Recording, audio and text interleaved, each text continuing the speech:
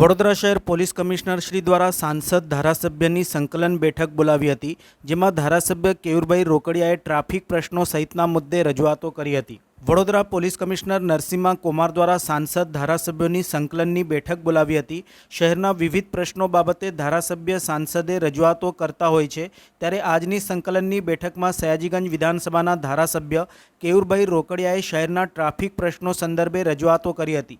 તેમણે જણાવ્યું હતું કે શહેરમાં મેજર પ્રશ્ન ટ્રાફિક મેનેજમેન્ટનો છે।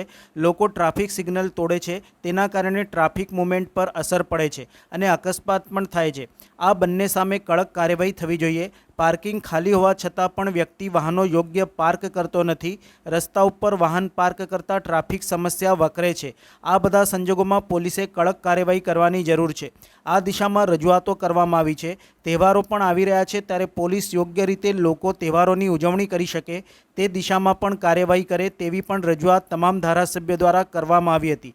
દબાણ રિક્ષા મેનેજમેન્ટમાં વધુ સઘન પ્રયત્નો થાય, નશામુક્ત વડોદરા અભિયાન પણ કડકાઈથી આગળ વધારાય તેવી પણ રજૂઆતો કરાઈ હતી। પોલીસ કમિશનરશ્રીએ ધારાસભ્ય સાંસદની જ્યાં સંકલનની મિટિંગ બોલાવી હતી, શહેરને લગતા અનેક પ્રશ્નોની ભૂતકાળમાં પણ રજૂઆત કરી હતી, ફરીવાર પણ રજૂઆત થઈ છે।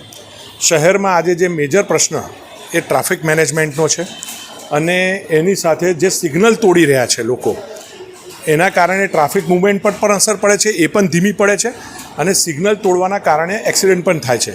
તો આ બંને પર કડક થવાની જરૂર છે। બાજુમાં પાર્કિંગ ખાલી છે અને વ્યક્તિ વાહન લઈને રોડ પર ઊભો છે, તો આવા બધા જ સંજોગોની અંદર પોલીસે કડક થવાની જરૂર છે। આ દિશાની અંદર બધાએ જ એક મતે રજૂઆત કરી છે। એના સિવાય તહેવારો પણ આવી રહ્યા છે, પોલીસ યોગ્ય રીતે ઉજવણી લોકોની ખુશીભેર ઉત્સાહભેર થાય એ દિશાની અંદર કાર્યવાહી કરે એવી પણ રજૂઆત તમામ ધારાસભ્યો દ્વારા કરવામાં આવી છે।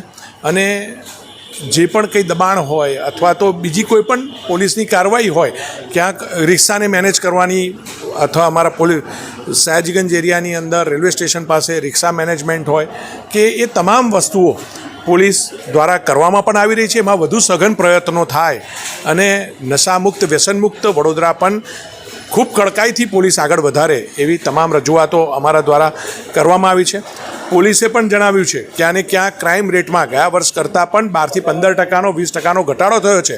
એ આપણા સૌ માટે આનંદની વાત છે અને એ જ દિશાની અંદર પોલીસ કાર્યવાહી આગળ કરતી રહે એવી અમે સૂચનો કર્યા છે।